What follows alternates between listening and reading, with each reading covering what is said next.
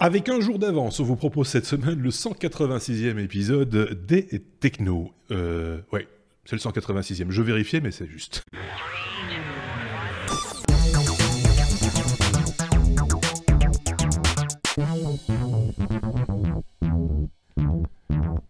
Jour férié oblige, on a dû un petit peu s'organiser, hein, comme c'est souvent le cas avec les technos, pour vous proposer ce 186e épisode avec un chroniqueur cette semaine. Si, c'est possible de le faire juste en duo. On l'avait déjà fait d'ailleurs par le passé avec Marc. Salut Marc. Je suis tout seul, au secours. C'est ça.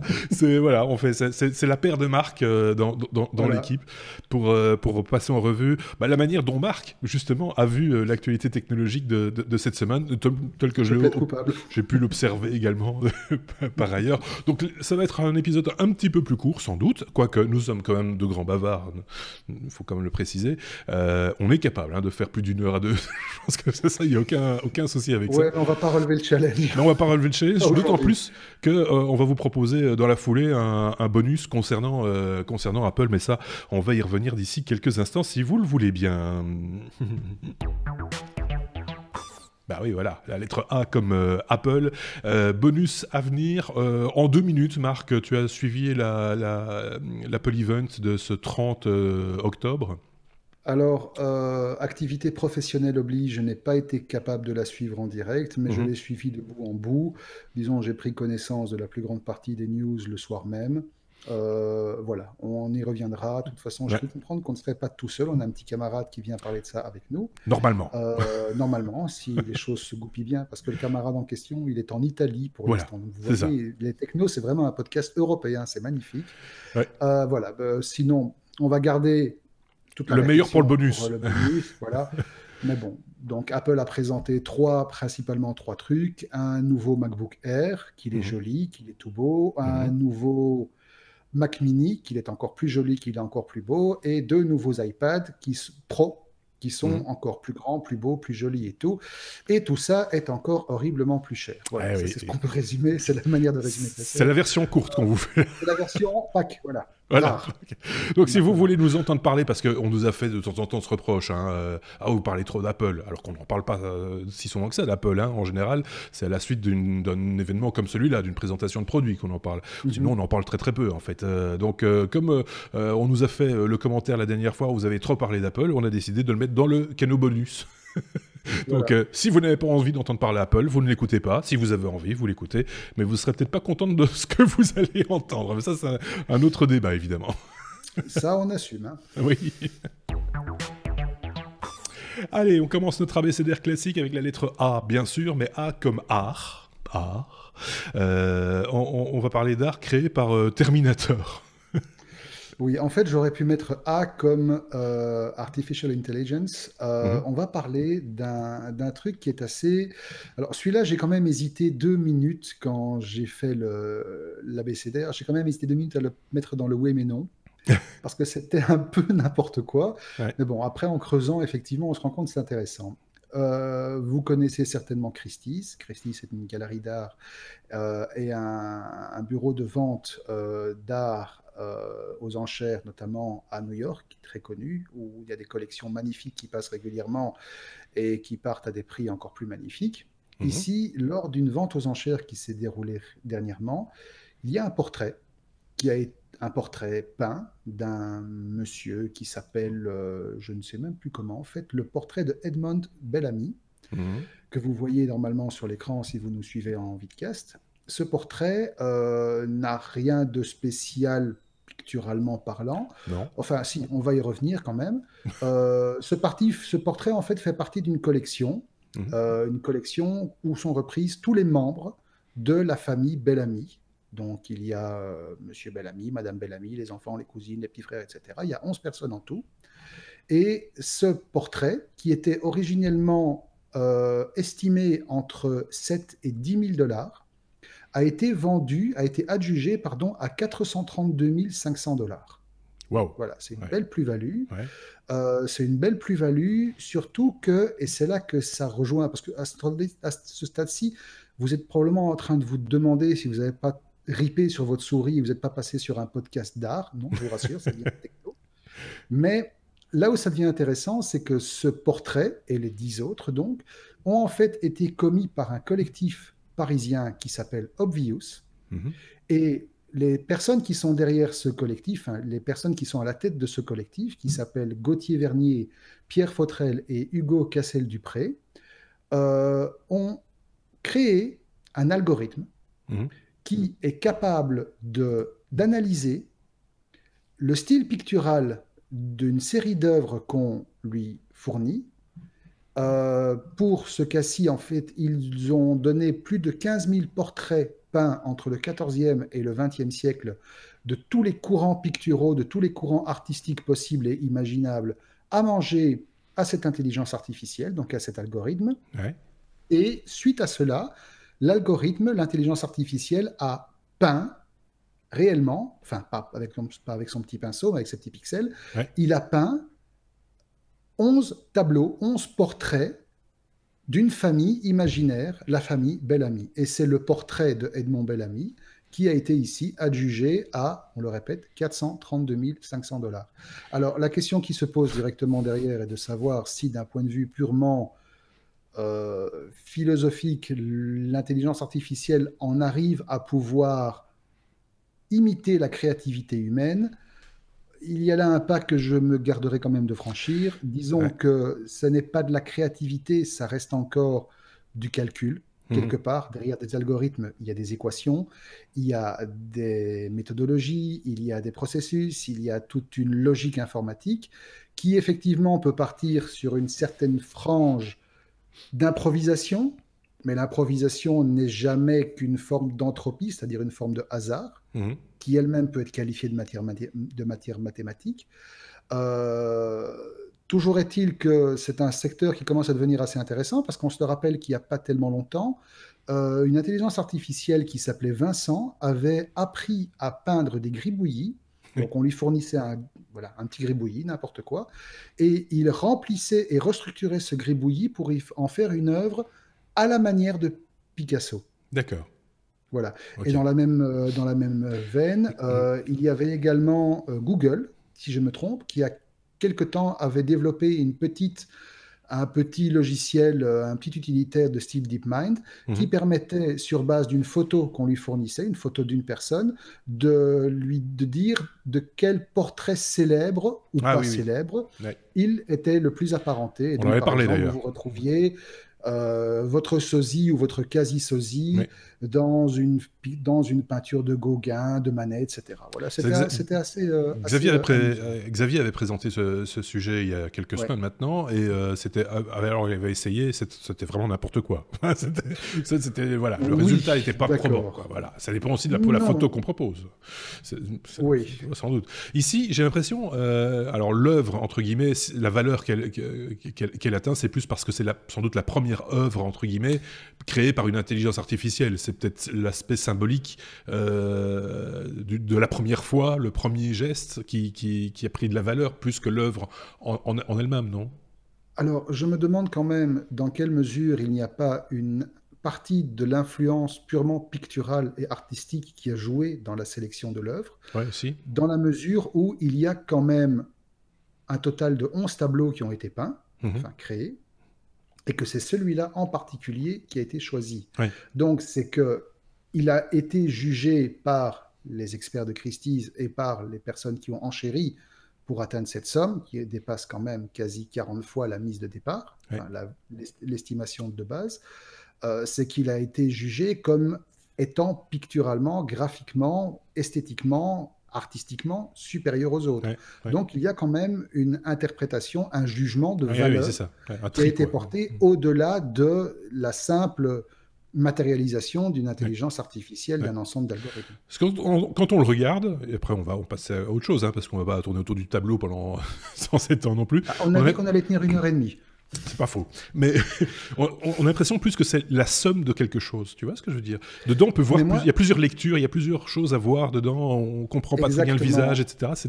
C'est très particulier. C'est presque dérangeant. exactement. Et quand tu regardes les autres tableaux de la famille, c'est exactement à 80-95%, 80-90% le même style. Comme si effectivement l'intelligence artificielle s'était basée sur un ensemble de concepts Mhm. un ensemble de guidelines, si tu préfères, Ouais. qui correspondent à différents styles, différentes pattes, différents coups de pinceau, différentes techniques, Mhm. pour les assembler et en faire un peu un pot pourri. Oui. Là-dedans, par exemple, il y a certains critiques d'art qui ont retrouvé de l'impressionnisme, qui ont retrouvé Mhm. du réalisme, il y en a certains qui ont retrouvé du fauvisme, certains ont retrouvé certains coups de pinceau typiques de certains maîtres flamands de, du 16e, 17e, 18e. Voilà, je ne sais Mhm. pas, je n'y connais absolument rien en Ah, technique j'imagine que les picturale. spécialistes ont dû trouver là-dedans des choses Oui, qui leur parlent, absolument, quoi.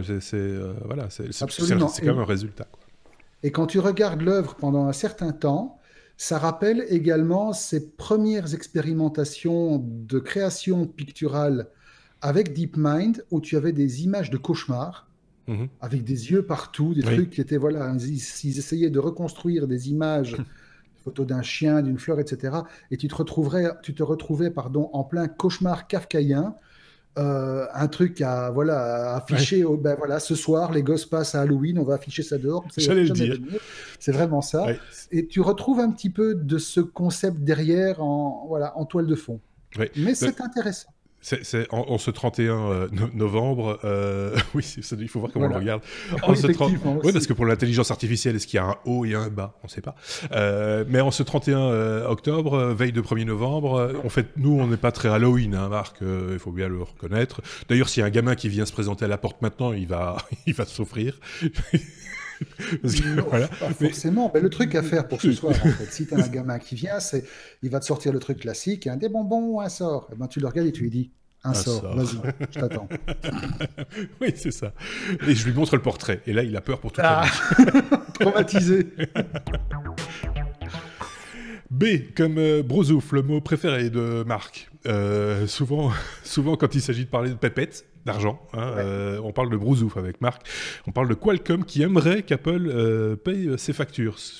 Souvent, on aimerait que Apple paye de temps en Ouais. temps. C'est vrai. Hein. Mais tu sais quoi, ce sujet, je crois qu'inconsciemment, j'ai dû le choisir parce qu'il m'a rappelé le premier. Alors, ceux qui nous suivent depuis très longtemps vont peut-être se remémorer que le premier sujet par lequel je suis vraiment arrivé dans les technos, Oui. Phil à l'époque, Allez, les technophiles. Ouais. c'était une série de sujets sur la guerre des brevets. C'est vrai. Et là, je me suis retrouvé en plein dedans, sauf qu'ici, c'est plus Apple, Samsung qui était notre grand sujet de prédilection à cette époque-là, c'est Apple, toujours forcément, et Qualcomm. Oui. Alors, Apple et Qualcomm, bon, Qualcomm est un fournisseur d'Apple de longue date, Qualcomm est un fournisseur d'autres fabricants aussi.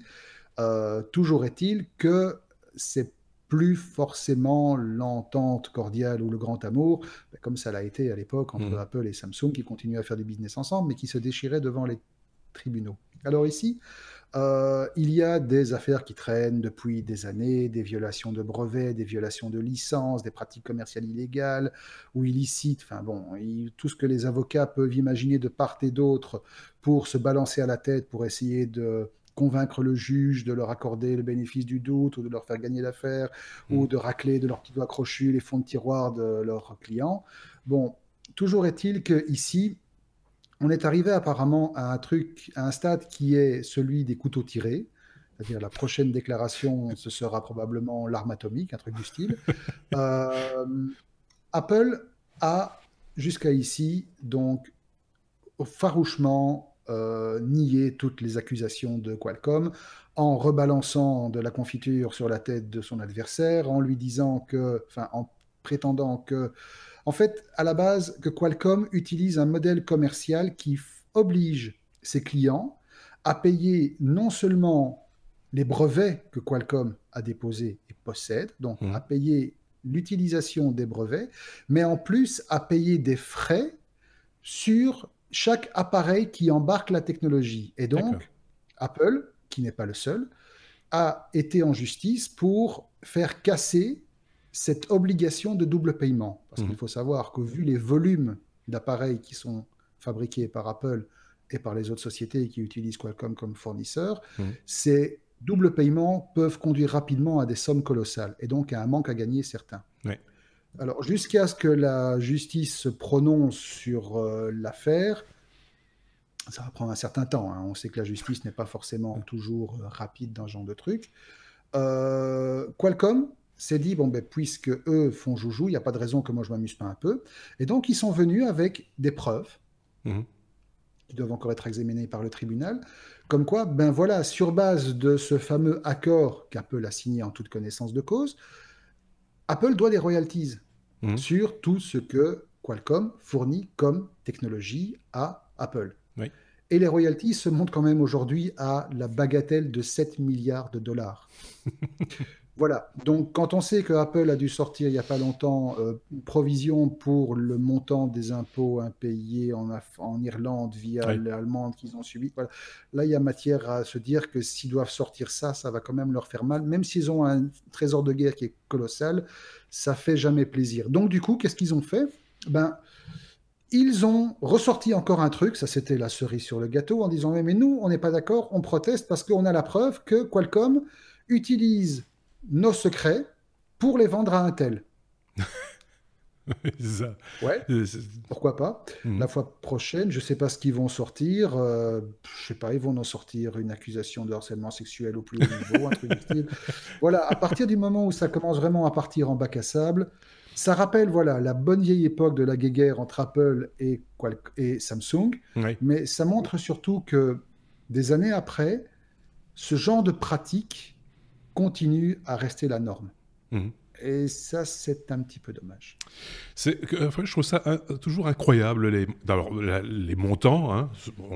On est quand même là, moi, il n'y a pas tellement longtemps, j'ai l'impression il y a 20 ans, jamais on te parlait de milliards. Hein. Ou alors c'était Jamais. vraiment, c'était très exceptionnel et c'était des nations qui perdaient peut-être 1 milliard de temps en temps, des choses comme ça. Non, non, ici ça devient, on va dire, toutes les semaines, on a des news, on peut trouver une news toutes les semaines qui compte 1 milliard, plusieurs milliards de dollars, hein, sans aucune Ah, mais difficulté, il y je en a une pense. qui arrive, non, pas En longtemps. plus, il y en a d'autres qui arrivent derrière. Alors, je me demande si des firmes comme Apple deviennent riches parce qu'ils ne payent pas leurs factures, ou alors c'est parce qu'ils sont riches qu'on vient plus facilement chez eux avec une facture. Tu vois, est-ce que c'est un peu. Je pense qu'il y a Alors, un peu des deux. qui ne payent pas leurs factures, bon, il y a une chose, on sait que toutes les boîtes aujourd'hui pratiquent une forme sophistiquée d'évasion fiscale légale, Mhm. dans la mesure où les pays dans lesquels ils s'installent, ou en tout cas dans lesquels ils installent leur headquarters, donc leur siège social ou leur siège d'exploitation, offrent des avantages fiscaux non négligeables. Nous, en Belgique, on a les intérêts nationaux, on sait que ça a intéressé Ouais. énormément de monde. En plus, après, il y a eu le tax shelter avec les productions cinématographiques, ça a aussi intéressé Mhm. plein de monde. En France, ils ont eu autre chose. En Allemagne, ils ont eu autre chose. En Irlande, on sait ce que ça a donné, Ouais. ça n'a pas toujours bien apprécié. Donc, quelque part, toutes ces entreprises ne font que jouer à un jeu dont ils n'ont pas créé les règles. Ouais. Ils se contentent de profiter d'un système qui existe Mhm. et quelque part, très cyniquement, qu'ils auraient tort de ne pas utiliser à leur avantage. C'est de l'optimisation, Maintenant, quoi. C'est voilà. c'est de l'optimisation fiscale et jusqu'à preuve du contraire, l'optimisation fiscale ne reste pas, enfin, ce n'est pas quelque chose d'illégal. Mhm. C'est parfois très borderline et on sait qu'il y a des sociétés qui se sont fait des spécialités mondiales, Ouais. Mossack Fonseca pour ne pas les nommer par Mhm. exemple, pour faire de l'évasion fiscale ou de l'optimisation fiscale, parce que c'est même pas de l'évasion, c'est vraiment de l'optimisation. Mais éthiquement, ça reste Ah discutable. oui. Donc, on est Ouais. toujours sur cette limite entre les deux. Maintenant, pour répondre à ta question, enfin, tenter de répondre à ta question, est-ce que on vient casser les cojones d'une boîte comme Apple ou comme une boîte comme Samsung ou des grosses boîtes parce qu'elles ont des moyens et parce qu'elles peuvent répondre? Oui, Ouais. certainement. Mhm. On ne va pas s'attaquer à la petite start-up du coin qui vient de mettre son premier truc sur Kickstarter en espérant récolter 10 000 dollars pour faire son proto. Non. Mhm. Enfin, si, t'en as qui vont le faire, mais voilà, ça, généralement, ce Ouais. sont des sales cons. Ça reste comme ça. Ouais. Par contre, oui, il y a le sang, voilà, la viande attire le sang. C'est C'est une comme ça que vous pourrez maxime. conclure. Non, c'est une maxime, j'ai déjà entendu. C'est quand il y a de la viande, c'est qu'il y a du sang en Ouais. dessous, et c'est là qu'il faut le mordre pour avoir le sang. D'accord. Donc, et puis bon, il ne faut pas oublier qu'il y a pas mal d'acteurs dans ce domaine-là qui sont ce qu'on appelle des patent trolls, Mhm. c'est-à-dire Ouais. des boîtes qui ne vivent que d'un portefeuille de brevets, qui généralement n'est même pas à eux, Mhm. qu'ils ont racheté à vil prix, et dont ils se servent uniquement pour faire chier des grosses boîtes qui, Ouais. eux, utilisent.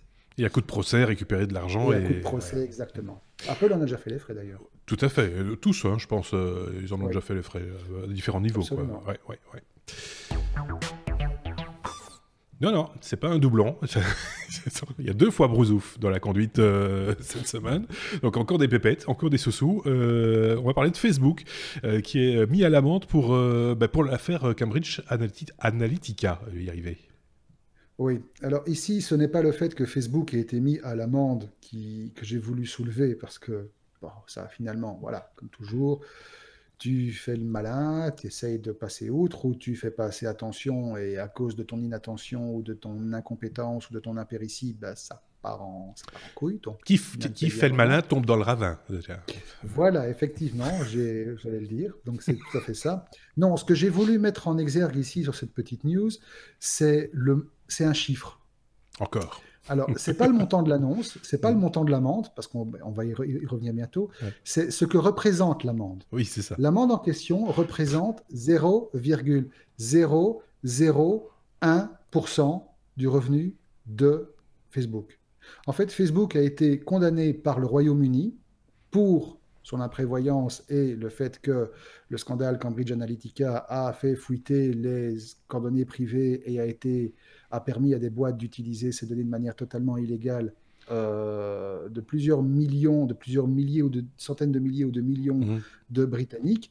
Et pour ça, Facebook a dû cracher au bassinet 500 000 livres sterling. La louche 700, 800 000 euros. Je ne connais pas le cours par cœur, mais pas 1 million. C'est une piqûre de moustique, Voilà. quoi. C'est même pas une piqûre de moustique. Zuckerberg, genre ça. Ouais. Voilà, c'est remboursé. Oui, Grosso modo, c'est ça, quoi. C'est On serre les fesses 2 secondes, voilà, c'est passé. C'est vraiment symbolique. Et là, on se demande un peu quelle est la volonté d'avoir... Voilà, pourquoi ? J'ai envie de dire que c'est même pas symbolique, parce que ce serait symbolique si là, ça a fait un titre dans la presse, c'est pour ça qu'on en parle. Mais au-delà de ça, la symbolique se retourne un petit peu contre cette information, où ce qu'on met en évidence, c'est ce fameux chiffre de 0,001%. C'est juste ridicule. Ça me fait penser aux amendes de roulage pour excès de vitesse, qui représentent une somme folle sans doute pour celui qui roule en deux, mais qui représente absolument rien du tout pour celui qui a grillé le 120 et qui roule en Maserati, par exemple. Tu vois, donc où est l'amende quand même doit signifier quelque chose. C'est une amende, c'est pas un dédommagement. Hein. Voilà. C'est clair que voilà. Bah alors là, il y a 2 choses qu'on peut en tirer. Soit c'est que Facebook a de très très très très très très très très bons lobbyistes au gouvernement britannique, c'est très possible. Ou alors c'est que le gouvernement britannique ne mesure pas forcément bien la valeur des coordonnées de ses concitoyens. Oui, c'est ça aussi, peut-être. L'un ou l'autre. Ouais, effectivement, on peut se poser la question. Allez, on avance avec la lettre G, cette fois-ci, G comme Google. Gmail dépasse 1,5 milliard d'utilisateurs dans le monde. Je pensais que c'était déjà le cas, en fait. C'est tellement répandu aujourd'hui, Gmail. Oui, c'est répandu à mort, mais bon, Gmail est né en 2004, il a été longtemps en bêta privée. Il n'a atteint son premier milliard d'utilisateurs qu'en 2015, en fait. Et donc, il a fallu quasi 3 ans pour avoir les 500 millions en plus. Et donc, voilà, la news ici se suffit en elle-même. Gmail a atteint 1,5 milliard d'utilisateurs. Maintenant, ce ne sont pas forcément 1,5 milliard de personnes distinctes, parce qu'on peut avoir plusieurs comptes Gmail. Moi, personnellement, j'en ai 5 déjà, donc voilà, je gère plusieurs comptes. Je suis certain que n'importe quelle personne qui travaille dans l'informatique ou qui a un peu... touche à tout, technophile, geek, etc., a au moins 2 adresses. Donc, c'est un chiffre à mettre en balance qui n'est pas forcément le reflet de la réalité. Toujours est-il que ça reste quand même clairement un chiffre impressionnant qui, je suppose, n'augure que du meilleur pour le service de Google pour les années qui viennent et qui le mettent totalement loin devant tous les autres systèmes de webmail qui existent. Ouais, je suis encore étonné, moi, par la quantité, j'en vois passer beaucoup professionnellement des adresses mail, la quantité d'adresses Hotmail. Je ne sais pas si tu as remarqué ça. Et j'ai même de temps en temps qu'il y a des recrudescences. D'un coup, on les voit. Ou alors c'est parce que je m'y attarde et que je les vois plus. c'est possible, mais c'est assez particulier parce que c'était un des grands leaders hein, quand ça a commencé ce principe de mail Ouais. gratuit avec un webmail, etc. Hotmail, ça va vraiment la cote. Et on avait même à l'époque, rappelle-toi, un peu tendance à ne pas donner toujours son adresse mail ou de la donner du bout des lèvres parce que dans l'esprit de certains, Hotmail, ça pouvait vouloir dire que c'était lié à un site porno, tu vois, Hotmail, voilà. Oui, ou bien C'est Kéké. oui, aussi, c'est possible. Mais voilà, qu'il y a encore des gens qui l'utilisent, je trouve ça, parce que ça appartient à Microsoft, je pense, maintenant, Ça Hotmail. appartient, Hein. ben, Ouais. c'est C'est Microsoft. Microsoft, hein, ouais. C'est Microsoft, c'est l'ancêtre d'Outlook Live. Oui, C'est l'extension qui a été remplacée par la suite par live.com, puisque c'est maintenant juste. toutes les nouvelles adresses c'est Ouais. @live.com. Donc les adresses Hotmail, jusqu'à preuve du contraire, sont des adresses qui sont assez anciennes. Je le Mhm. disais, mon papa en a encore une. Et c'est effectivement quelque chose. Alors, j'ai pas fait attention. Maintenant, bon, c'est vrai que professionnellement, moi, je traite beaucoup d'adresses email, entre autres. Mhm. J'ai pas fait de statistiques sur le nombre d'adresses ACID anonymes, sur le nombre d'adresses Hotmail qu'on pourrait avoir. C'est un truc qu'on pourrait essayer, tiens, une fois C'est de pour créer s'amuser. un certain nombre d'adresses mail juste pour rigoler. Non, juste pour avoir une idée, la Ouais. balance dans notre Ah échantillonnage oui, oui. qu'on gère, Casquette Fidelity, Ouais. le petit échantillonnage d'adresses email qu'on gère pour avoir quelle serait la proportion de Hotmail, de Gmail, de machin, Parce que ça etc. peut vouloir dire aussi, parce qu'on n'en crée plus maintenant des adresses Hotmail depuis un moment, je pense. Non, Hein. je ne Donc pense pas. ça voudrait dire aussi, ça peut donner aussi une indication sur l'âge euh, des gens qui les utilisent. Éventuellement, Hein. ouais. Alors que Gmail, pour en revenir à Gmail, là on en crée tous les jours, de nos jours, demain et hier, il n'y a aucune indication sur le fait que ce Ben, soit... comme aujourd'hui les adresses @live.com sont le signe que tu as un compte chez Microsoft. oui, c'est juste. L'adresse gmail.com, 99% du temps, c'est signe que tu as un compte Google quelque Ouais, part. ouais. Alors, il y a plein d'autres. Alors, il y a les adresses aussi des opérateurs. Hein. Chez nous, Skynet, par exemple, opérateur historique racheté par Belgacom. Il y a encore des gens qui ont des adresses Skynet, par exemple. C'est possible. Il y en a plein. Je les plains, mais ça va, d'accord. Voilà, tout ça pour dire que voilà, Gmail s'est quand même installé. Il y a certainement plus d'utilisateurs en fait qu'on ne l'imagine de Gmail, de l'outil Gmail, puisqu'on peut y lier n'importe quelle adresse, nom de domaine divers hein, à sa Non boîte, seulement ça, mais en son plus, webmail. à l'origine, c'était né chez Google comme un petit projet sur le côté. Oui, On a vu ce que c'est devenu. Et c'est surtout un outil sur lequel viennent se greffer des tas de plugins, des tas de trucs professionnels, des CRM, des outils de gestion de oui, temps, des outils de gestion de planning, des outils de gestion de projet. Tu peux le lier avec une foule de plateformes. Ça devient vraiment un environnement. Et puis surtout, ce qu'il y a aussi, c'est que au niveau des applications mobiles, il ne faut pas oublier, Gmail est quasi imposé sur tous les téléphones Android. oui. Oui, du coup, Euh, ça propulse aussi. ça ouvre aussi pas mal de trucs. Oui, effectivement. Et malgré ça, malgré 1,5 milliard, l'application Android de Gmail n'est pas encore foutue en 2018 de permettre d'effacer plusieurs mails en une seule opération. C'est bien de le signaler. Ils ont peut-être pas envie, en fait, qu'on les supprime, les mails. Mais moi, ça me plairait bien. Bah, j'imagine, ouais. Mais voilà, c'est... Bon, Parce soit. que c'est quand même des grosses poubelles, maintenant, le webmail, là, il faut bien le reconnaître. Enfin, ça, c'est un autre Ouais. débat. On aura l'occasion, sans doute, d'en reparler. Oh, la lettre O comme open source, avec ce qui est peut-être l'information de la semaine. Si je mets de côté l'Apple Event, évidemment, c'est le rachat de Red Hat par IBM. Ouais. Cette semaine, ça a fait couler beaucoup d'encre et parler beaucoup dans les milieux open source, justement. Hein. Ouais, d'ailleurs, on aurait pu dire oh comme oh mon Dieu, ça fait beaucoup d'argent. Oui, aussi, parce qu'il y a c'est Parce une que belle somme. quelque Ouais. part, ben, c'est à ma connaissance le plus gros montant pour un rachat dans le monde du logiciel. Ouais. Le plus gros montant précédent de mémoire, c'était ben, non, c'était GitHub Mhm. par Microsoft. Oui. Ici, voilà, on dépasse un petit peu, on dépasse même maintenant, vu que IBM a annoncé dimanche dernier, le 28, qu'il acquérait l'éditeur de logiciels open source Red Hat pour un Mhm. montant de 34 milliards de dollars. Ça en fait les Alors, brousoufs. ben oui, c'est également la plus grosse acquisition que IBM ait engagée depuis sa création en 1911. Mhm. Respect quand même, ça commence à faire longtemps. Et donc, je le confirmais, c'est la plus grosse acquisition du monde logiciel à ce jour.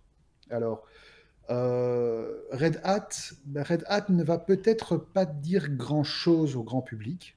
Bon, le Ouais, grand la public connaît distribution Linux, certainement. Red Hat, Oui, mais c'est quelque chose qui est assez présent, surtout dans le monde de l'entreprise. c'est vrai. Ouais. Red Hat est plus axé entreprise.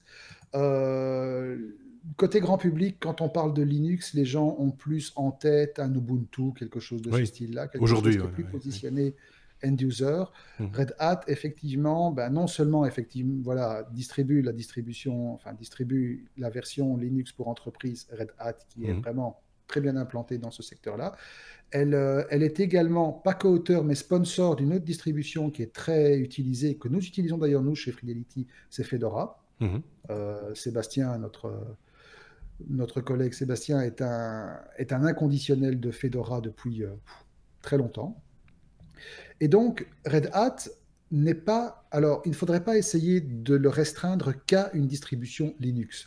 C'est un acteur majeur du monde de l'informatique, qui est quand même valorisé aujourd'hui à une vingtaine de milliards de dollars. Elle est spécialisée dans le développement et la distribution de logiciels libres, donc Mhm. des logiciels open source. Mais elle a su évoluer en un écosystème qui est très cohérent, dans la mesure où, au-delà du modèle open source, qui est ici un modèle libre et souvent gratuit, elle a su mettre en place toute une série de services et de solutions qui entourent ce modèle, Mhm. qui sont de l'installation, de la formation, de l'accompagnement, du support technique, etc. Et donc, ils ont euh, toute une série, tout un panel de solutions clés en main pour les entreprises qui veulent s'affranchir du modèle de Microsoft ou de Apple, Mhm. forcément, vu qu'Apple est également, Ouais. encore à ma connaissance, présent dans le monde de l'informatique professionnelle au niveau serveur. Alors, pourquoi est-ce qu'IBM, qu'on connaît surtout comme une entreprise de matériel, Mhm. IBM est Aujourd'hui, quand oui. même le papa de l'IBM PC, Mhm. qu'est-ce qu'une entreprise comme IBM avait comme intérêt pour acheter une boîte comme Red Hat?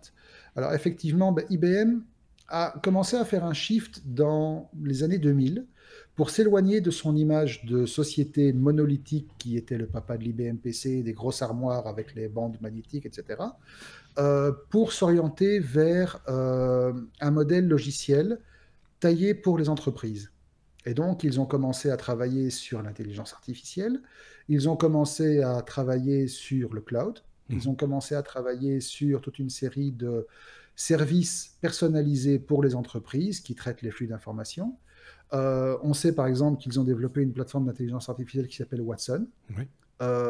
mais dont l'efficacité bah, vis-à-vis des dernières autres intelligences artificielles peine un peu à être prouvée.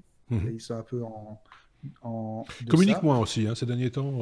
C'est pas. Ils Enfin, communiquent beaucoup moins. voilà. Ils communiquent beaucoup moins, mais ils perdent de l'argent aussi, hein. Leurs Oui. résultats Mhm. sur les dernières années sont systématiquement En en retrait, recul. oui. Mhm. Et donc, leur perspective ici, c'est d'intégrer toute la technologie que Red Hat et la connaissance que Red Hat peut leur apporter en matière de traitement de flux d'informations Mhm.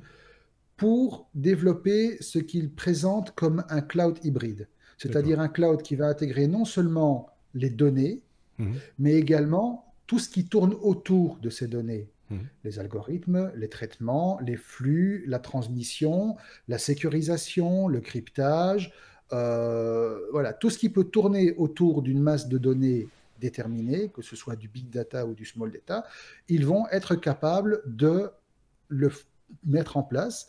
Et attention qu'ici, Red Hat, effectivement, elle a une très grosse acquisition, mais IBM, ça fait quelques années qu'ils font des acquisitions très, très, très ciblées de petites boîtes, un peu moins connues, voire même quasiment totalement inconnues du grand public, qui, une fois toutes mises ensemble, vont présenter un visage assez homogène Mhm. en matière de solutions et qui vont faire un appel vers les entreprises qui sont intéressées par ce genre de choses. D'accord. Donc voilà, c'est un ensemble de moves stratégiques dont ben, apparemment Red Hat est le point culminant, Mhm. tant en visibilité que en valeur également, on va dire, Oui.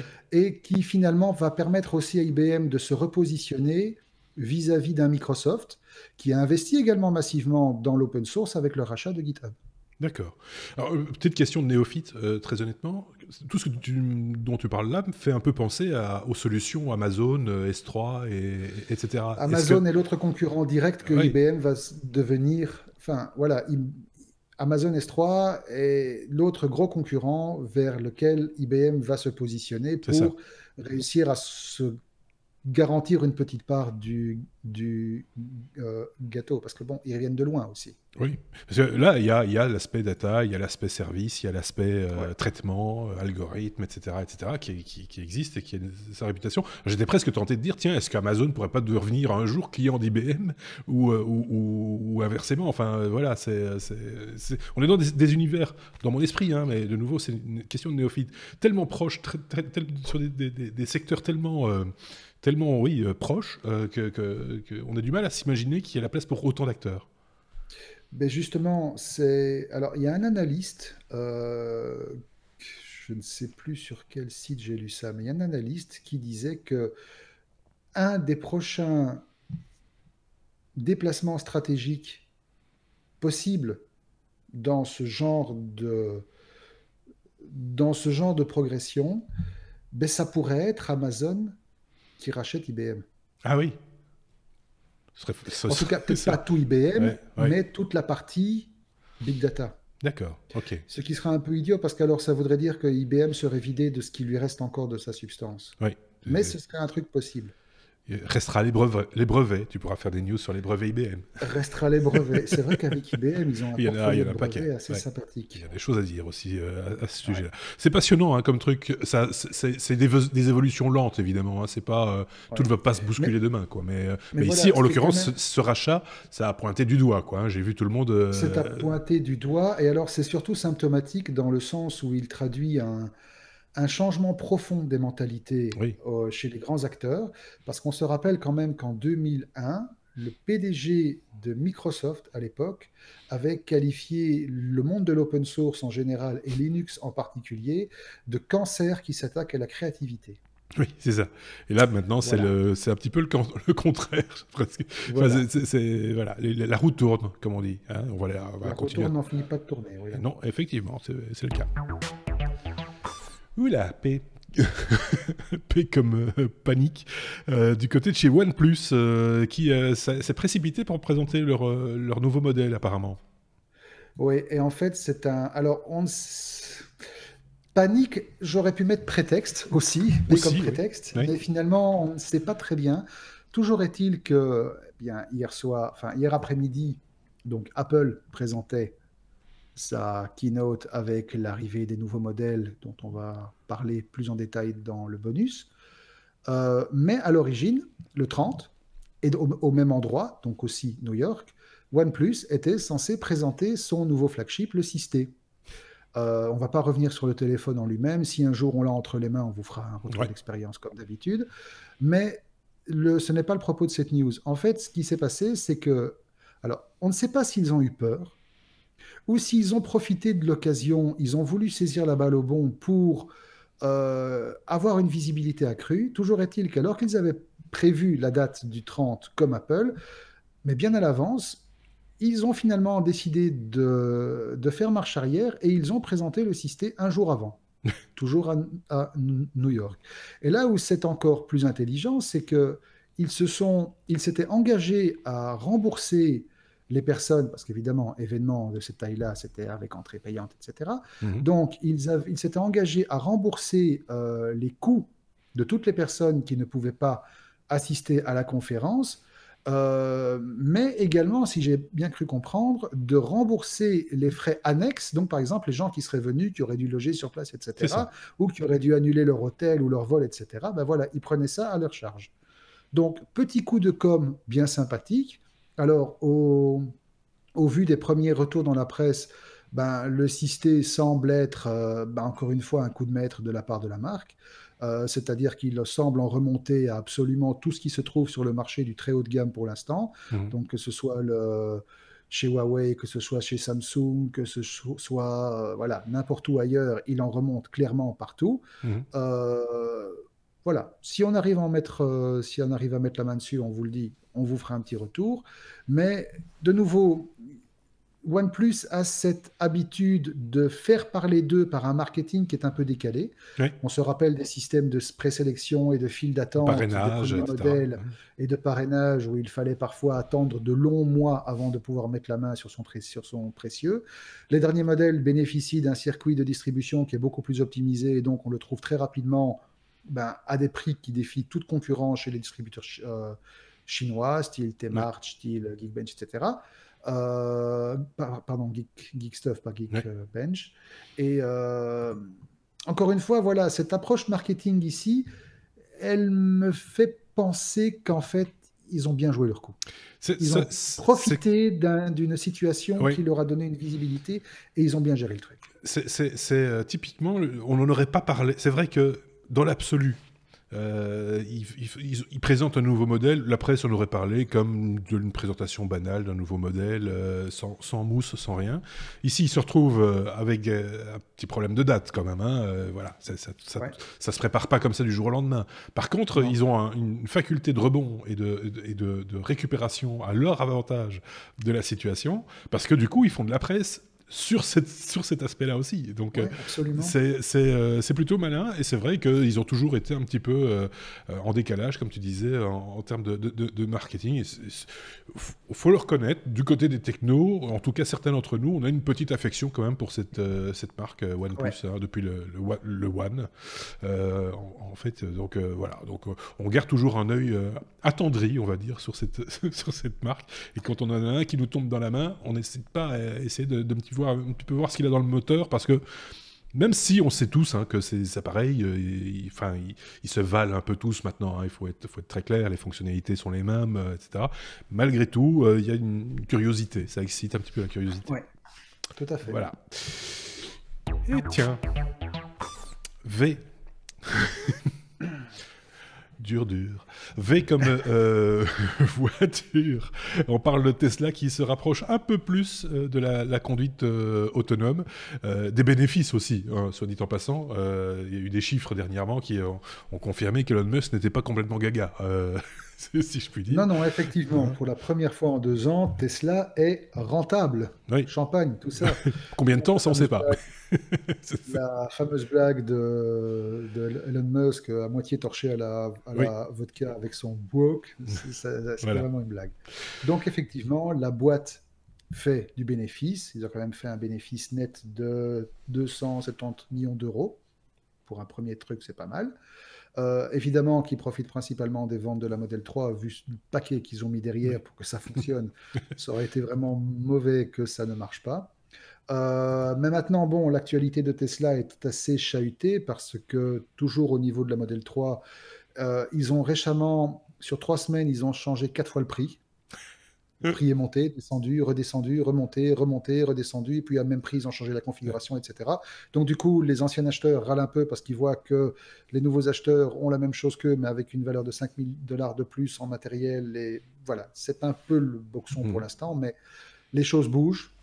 Elle bouge beaucoup et voilà, de toute manière, Elon Musk a dit voilà, on doit ajuster notre politique de prix, c'est un nouveau modèle, on doit trouver notre positionnement, on ne laissera personne derrière, donc au pire des cas, ceux qui n'ont pas forcément bénéficié de ça, on trouvera un autre moyen de leur rétrocéder le truc ou on leur virera des recharges gratos, voilà. Oh, il y a On toujours fait moyen. confiance pour que la boîte trouve le moyen.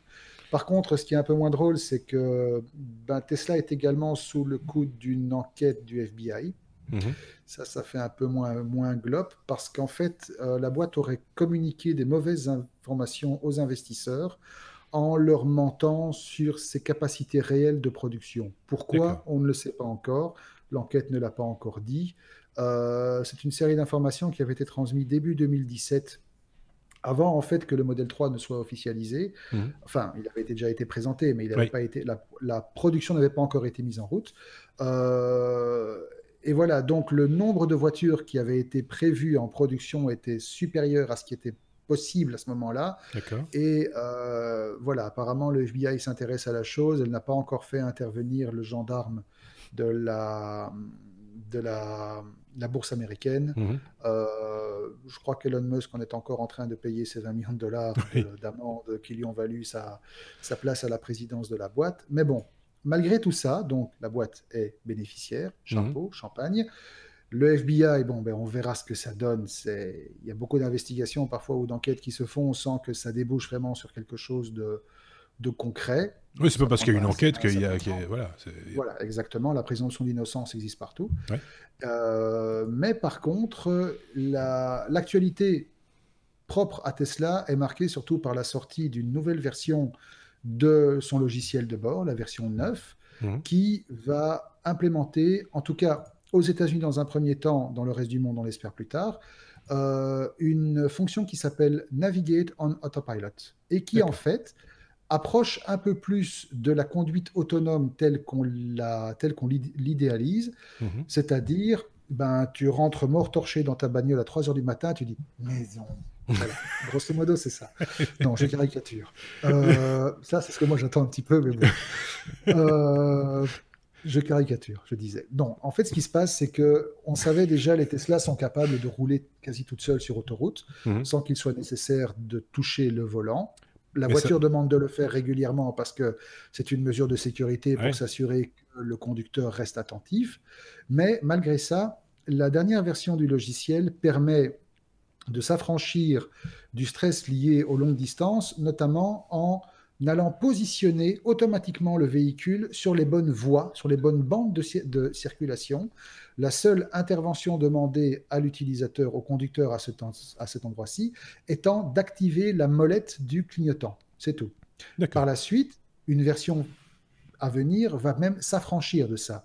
Donc une fois que le véhicule aura pu déterminer lui-même où il se trouve sur quelle bande, parce qu'on rappelle quand même que Tesla utilise, en tout cas en Amérique du Nord, des cartes GPS beaucoup plus précises que les cartes qui sont embarquées dans un Google Maps ou un Waze, c'est-à-dire des cartes qui offrent une précision de l'ordre de la bande de circulation et non plus, ben voilà, vous êtes sur la A12 ou vous êtes sur la E30, vous êtes sur telle bande, ils le savent.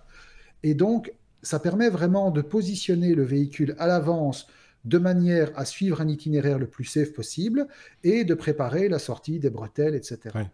On sait qu'en point de mire de tout ça, Elon Musk a toujours dit, nous, ce que nous voulons, c'est une voiture qui, lorsque vous en avez besoin, elle sort du garage, elle vient vous chercher, vous lui dites où vous voulez aller, elle vous amène, vous débarquez et elle va se garer toute seule. Je dirais qu'ils sont à 75% de ça. D'accord. Oui, d'autres parties sont déjà efficaces. La sortie du garage, le parking automatique, ça, on a déjà vu des vidéos qui prouvent que ça se fait. Maintenant, reste à mettre tout ça ensemble, reste à valider tout ça.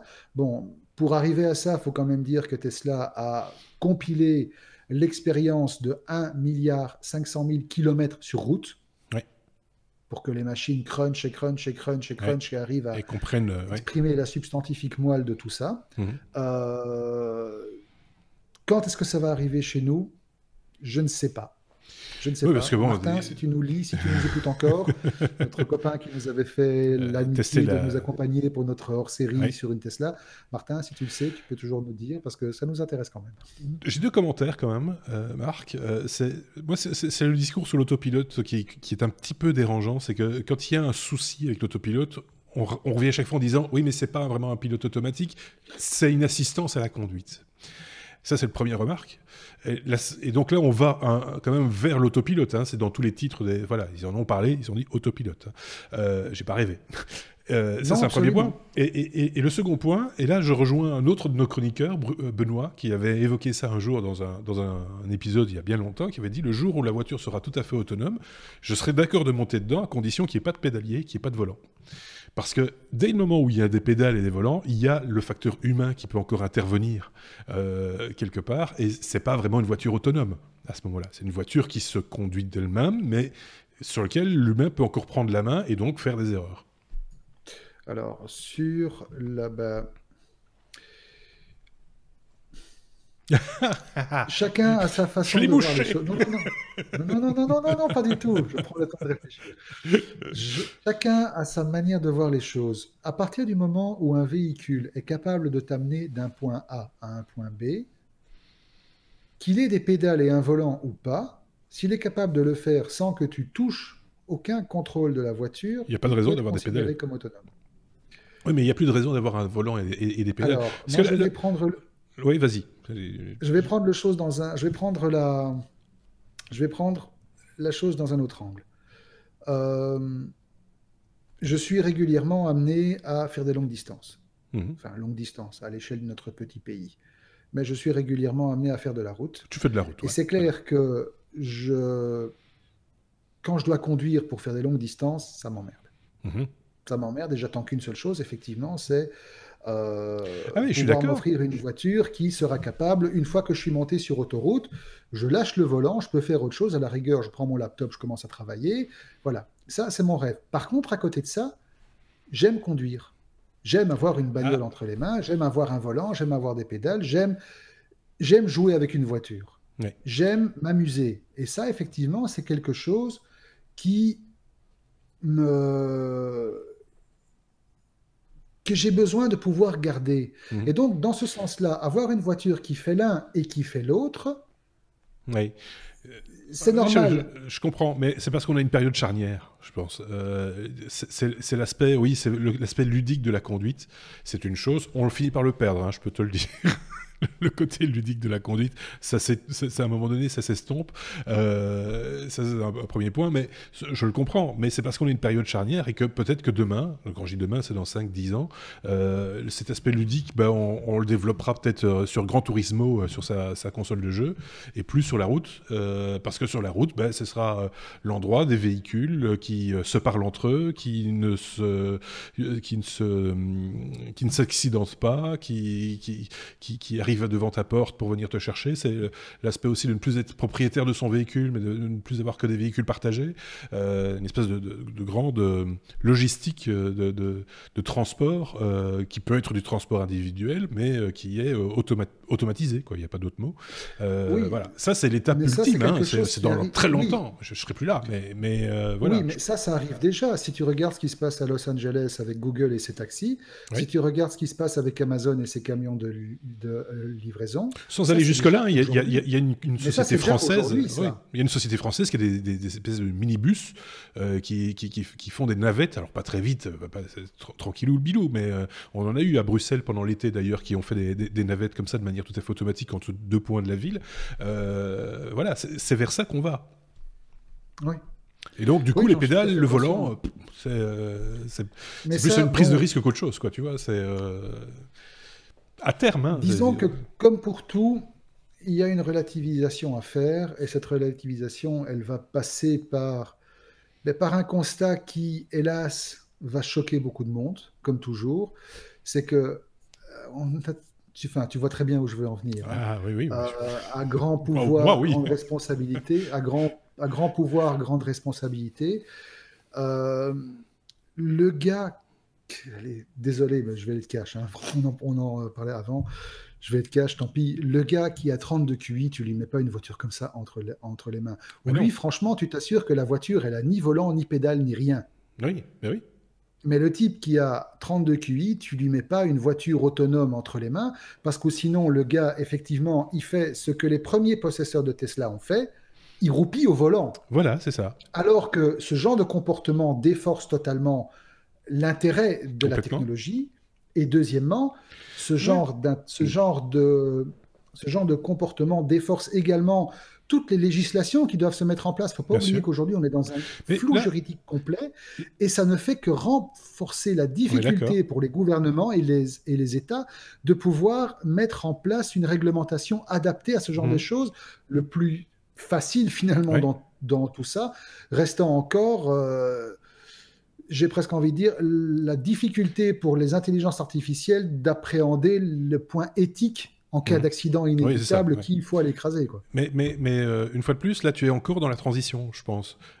Moi, je vois ce que ce sera dans un futur que nous ne connaîtrons peut-être plus ou pas, où il n'y aura plus cet aspect ludique de la conduite, et cette envie de prendre le volant et de pousser sur des pédales, si ce n'est peut-être dans un jeu vidéo, un peu vintage, tu vois, où voilà, je peux rouler avec une voiture qui faisait vroom vroom dans les années 2000, voilà. Mais pour le reste, les déplacements se feront avec uniquement des navettes, que tu aies 30 ou 130 de QI, tout le monde sera logé quelque part à la même enseigne. Mais ça, c'est dans très longtemps, hein. C'est clair que là, aujourd'hui, il faut penser à ce que tu viens de dire et au fait que, évidemment, une voiture comme celle-là, on la met pas entre les mains de n'importe qui et qu'il faut être un peu regardant. Tu sais bien aussi que, bon, chacun a le droit, s'il a les moyens, d'acheter la voiture qu'il veut, et on le voit tous les jours sur les routes, des cinglés qui roulent avec des voitures très, très puissantes, trop puissantes pour eux, et qui font n'importe quoi avec et qui ne roulent pas en bon père de famille. Donc, on est encore dans cette période transitoire, quoi. Tu vois, c'est comme, de penser à la voiture. Ce qui me fait toujours rigoler, c'est je travaille à côté d'un garage d'une marque de luxe, Maserati pour pas la citer. C'est les vendeurs qui sont encore là en disant on a le plus beau bruit, vous savez. Enfin, c'est complètement hallucinant de penser comme ça et de fonctionner comme ça. Le bruit d'une voiture, c'est devenu un argument marketing. C'est un beau bruit. Alors, on va dépasser ça très vite à un moment donné. Je peux comprendre parce que tu as des gens qui digresse un peu aujourd'hui sont passionnés de oui, là c'est clair qu'on est pas compris. Je peux comprendre parce que tu as des gens, et parmi mes amis, j'ai des gens qui sont des passionnés de belles voitures, de belles mécaniques, et qui sont capables de discourir pendant des heures, voire plus s'ils ont un coup dans le nez, sur les vertus de tel moteur comparé à tel moteur ou de tel modèle de moto, parce que voilà. Et ces types sont capables de te sortir des théories complètement équilibrées, mais hyper étayées sur... Voilà, ce sont vraiment des passionnés. Et ce qui va se passer probablement, c'est qu'on va arriver, à mon humble avis, à deux niveaux.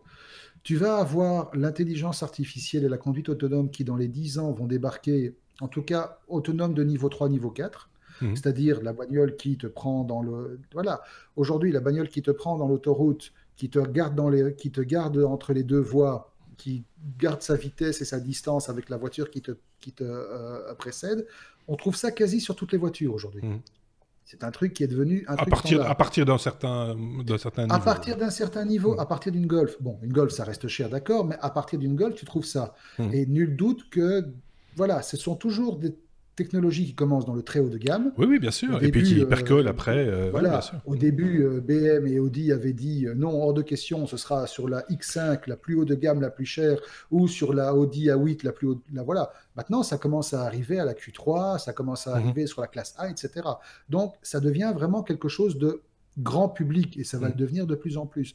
Et donc, tu vas avoir ce genre de voiture qui va devenir les voitures les plus communes possibles, où finalement, on va avoir, j'espère, le point positif que toutes ces bagnoles vont commencer non seulement à conduire mieux que nous, mais en plus à communiquer entre elles. Bien sûr. Parce que c'est là que ça va devenir le vrai challenge. À communiquer entre elles pour éviter les bouchons, pour éviter les accidents, pour éviter les congestions, etc.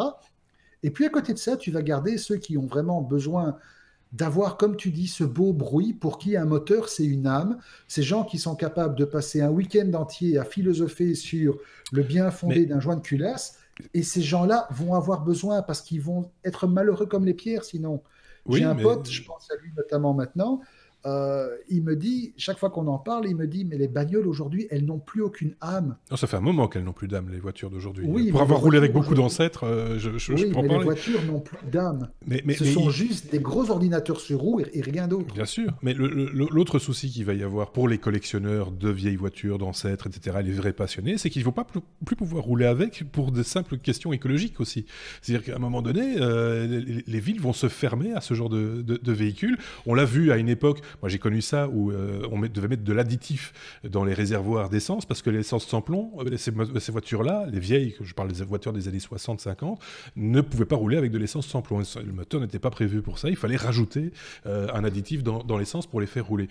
Au fur et à mesure, ces voitures vont être chassées, envoyées dans les musées et dans le meilleur des cas, peut-être sur des circuits fermés qui vont bien pour pouvoir comme tu dis, jouer avec sa voiture, si on en a envie, mais ça restera, à mon avis, c'est plus un aspect voilà, de collectionneur ou autre, mais dans la vie de tous les jours, à un moment donné, on va passer à autre chose.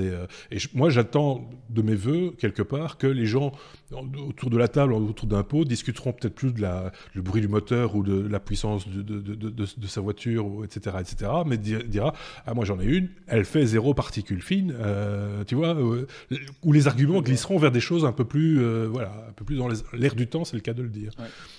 Voilà, c'est un peu...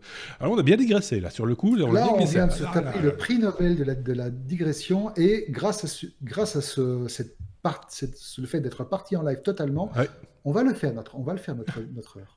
Oui, je pense qu'on va pas... Peut-être on n'est pas loin. Allez, il reste une news à faire. On peut tenir encore. On peut tenir. Oui, c'est même sûr. On est à la lettre A, non, W. Bah oui, forcément. W comme oui mais non. Vous le savez, on termine classiquement, en tout cas, nos épisodes par un oui mais non, une news un petit peu particulière, sortie d'on ne sait où. Et ici, c'est une news qui est plus que sortie d'on ne sait où, parce que je l'ai entendue à la radio ce matin, cette news-là. Moi, elle est sortie, c'est mon fils qui me l'a envoyé tantôt, en fait. Mais je trouve ça génial. Il m'a dit... en fait, pour que tout le monde comprenne bien, c'est sur le principe du jeu Pokémon Go. Arrête de me griller mon truc, quoi. Non, mais on va vous proposer non plus d'attraper Pikachu, mais un saint, par exemple. C'est ça l'idée, de la grande idée de ce jeu, me semble-t-il. Voilà, donc en fait, il ne faut plus attraper des Pokémon, mais il faut attraper... Non, pas ceux-là. Pas ceux-là. Alors, dans le truc improbable de la semaine, à mon avis, on tient même peut-être un candidat pour l'improbable de l'année. Vu le succès de l'application de Niantic Pokémon Go, ils ont fait plein de brosoufs, plein de brosoufs. Il y a encore plein de gens qui jouent à ça, j'ai vu ça. Il y a encore plein de gens qui jouent à ça, effectivement, surtout qu'il y a eu des nouvelles versions, je pense. Donc, face au succès planétaire de cette application, de ce jeu, il y a des gens qui ont eu une idée. Les gens en question, alors, ça ne s'invente pas, hein, c'est la Fondation catholique Ramon Panier. Je ne connaissais pas, je n'ai pas forcément envie de connaître non plus. C'est une fondation espagnole, donc, apparemment de fondamentalistes chrétiens, catholiques, qui sont dédiés à la nouvelle évangélisation, ça donne envie. Ils ont décidé de reprendre le concept de Pokémon Go pour en faire Follow Jesus Christ Go. Donc, ça ne s'invente pas. Ces mecs ont bossé pendant 2 ans. Ils ont dépensé un budget de 500 000 $ pour prendre une application qui est un copier-coller de Pokémon Go et dans lequel il ne faut pas trouver des Pokémon, mais il faut trouver des saints, SAINTS, avec l'auréole, des bienheureux et des béatifiés. Voilà. Je trouve que c'est une récupération. C'est le truc le plus improbable que j'ai jamais vu de ma vie. On est bien d'accord, mais bon, voilà, moi, je suis pas du tout, je suis complètement raté, moi, donc je peux en parler avec un certain détachement. Je trouve l'idée quelque part assez maligne. Rigolote, enfin voilà, je sais pas comment c'est fait maintenant, si c'est réalisé avec les pieds, ça peut être dommageable, mais d'après ce que j'ai entendu, c'est plutôt bien fait. Il propose même quand tu es à proximité d'un hôpital, par exemple, quand tu utilises l'application à proximité d'un hôpital, il te propose d'aller faire des visites aux patients, par exemple, des choses comme ça. Je trouve ça bien pensé, ça part d'une bonne idée, d'un bon esprit. Alors après, l'aspect religieux me dépasse complètement, soyons clairs, mais bon, pour ceux qui ont envie d'y croire, pourquoi pas. Je pense que c'est en marge, en plus, la création de cette application, c'est fait en marge des prochains rendez-vous de la jeunesse, des journées mondiales de la jeunesse, qui s'en viennent l'année prochaine ou un truc comme ça, si j'ai bien compris. C'est possible, parce que, honnêtement, là, on rentre dans un domaine qui me dépasse totalement. Voilà. Mais qui me dépasse, mais alors, vous n'avez pas idée à quel point il me dépasse. Les gens qui me connaissent savent que généralement, je suis quelqu'un d'assez pragmatique et pied sur terre. Donc, j'ai un profond respect pour les gens qui croient et qui ont des convictions. Mais là, j'ai quand même, je sais pas, Alors, mine de rien, le truc est quand même utilisé aujourd'hui par 500 personnes dans le monde, voilà, faut le dire. Ouais, ça vient d'être lancé en même temps, hein, c'est pas non plus... Voilà, il y a comment, pardon, il y a un système de monnaie virtuelle en plus, parce que bon, voilà, que pour Ah, avoir la accès à quête. certains saints bien parmi les plus prestigieux, donc hein, vous allez forcément pouvoir vous payer Saint-Christophe, comme ça c'est du menifretin, mais pour choper Jésus, il ne faut pas croire que vous allez Oui, avoir c'est comme ça. ça. Donc il faut mettre la main au panier de quête, effectivement. Et donc ils ont inventé une monnaie qui s'appelle le denier et qui est D'accord. échangeable contre dollars, trébuchants et sonnants. Ça, c'est normal. Euh, Par contre, là où effectivement ça s'adresse quand même à une audience vraiment Oui, enfin, très très focalisée, c'est que lorsque vous attrapez un saint, un béat ou un personnage biblique, ben, vous devez répondre à une question mhm. sur la personne en question. Et le truc est tellement pointu que même une recherche Google va pas vous sauver Ah, parce que c'est vraiment des trucs mais une précision d'une précision biblique. diabolique. Il faut Oui. avoir fait le grand séminaire pour ça, quoi. Ouais. Ouais. Là, par contre, c'est un peu moins amusant. Moi, Ouais. sur le postulat de départ, je trouvais l'idée pas bête, très honnêtement. Hein, mais voilà, c'est après chacun voit un peu ce qu'il peut en faire. Mais voilà, Voilà. ça Mais existe. Maintenant, on sait que ça existe. disons que le truc quand même est un peu, allez, comment dire, il est un peu dans le viseur de plusieurs personnes parce que, alors oui, à côté du côté fun, à côté du côté totalement décalé, c'est un truc qui est amusant, mais euh, il y a des gens qui voient ça comme un outil d'évangélisation Oui, avant un jeu. Et sans donc, doute. de Oui. nouveau, ça devient l'utilisation de quelque chose de innocent à première vue comme outil de manipulation. Alors, je suis d'accord, on va me dire que Pokémon Go n'est pas forcément plus innocent que Oui, ça, dans enfin, la c'est ça. mesure Oui. où... Mais bon, Pokémon Go va pas forcément vous amener à terminer dans un cloître de l'Opus Dei, hein. Bon, voilà, ça c'était mon idée. Non, mais t'as bien fait de le dire. J'avais l'oreille qui se tendait un peu à gauche, à droite, parce que j'entendais des notifications, et c'est notre bonus qui pousse à la porte derrière. Et donc j'entendais D'accord. des ding, ding, ding à gauche, à droite. Et ça tombe bien parce qu'on arrive au bout de ce 186e épisode, la version normale, complète, etc. S'en vient dans les heures qui viennent, hein, aux heures ou jours, vous allez pouvoir entendre notre bonus et savoir exactement ce que pense Marc et notre invité de cette présentation des produits Apple cette semaine. C'est ici qu'on achève donc ce 186e épisode que vous allez pouvoir donc déguster avec un jour de plus, puisqu'on a un jour d'avance sur l'horaire normal. N'hésitez pas à nous faire part de vos commentaires, à nous envoyer des pouces vers le haut, hein, sur YouTube, des petites étoiles sur les plateformes de podcast, etc. Voilà. Merci en tout cas à Marc d'avoir joué le jeu seul. Avec Alors, plaisir. c'est pas tous les chroniqueurs qui le font, hein, ça, il faut le reconnaître. Et C'est les vieux de la voilà. vieille, hein. Voilà, c'est ça, les vieux routiers, quoi, ceux qui Ah, savent. total. Ils savent tenir la route, hein, c'est comme ça. Vous retrouverez bien entendu une autre partie de l'équipe la semaine prochaine. Passez une très très bonne semaine. À très bientôt. Au revoir.